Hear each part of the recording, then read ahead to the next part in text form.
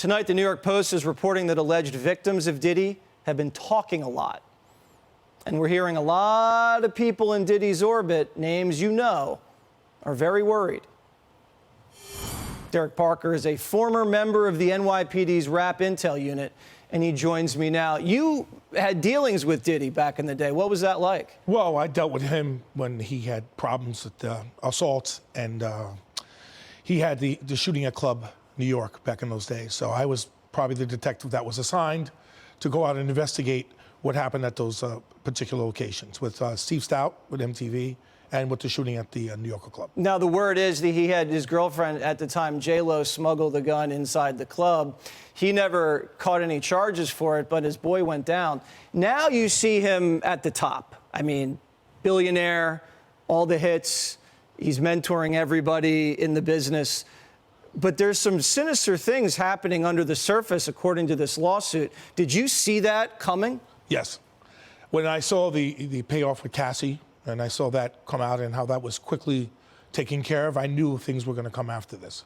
I knew that there were going to be other people that were going to follow in line, or people that he had past relationships with that were going to probably come forward and bring up allegations of his conduct and things that he's done. When you hear about the sex trafficking, the hidden cameras in every room, the narcotics, paying off law enforcement, the affiliation with gangs, how do you interpret that? Well, that's an allegation that someone else made about what happened. Right. The guns and the narcotics and things like that, these things happen in this business. It's out there in the hip-hop world. I mean, I've come along a lot of cases where I've had rappers involved with drugs and guns and things like that. So I'm not surprised by that. But the government took a big step in waiting on this to come out and do this. They had this planned. Believe it or not, this is planned. I think even tonight, Diddy's girlfriend, Young Mommy, was caught distributing drugs, or she's been labeled as indicated in the federal report as supplying drugs. They count and paying people off. So this is only the start of this investigation. Your search warrant, now this comes out. Now there's going to be other things that's going to come out. Why do you think the feds waited this long? Because this has been going on, according to these complaints, for a long time. What triggered this? Did he cross someone? Yes.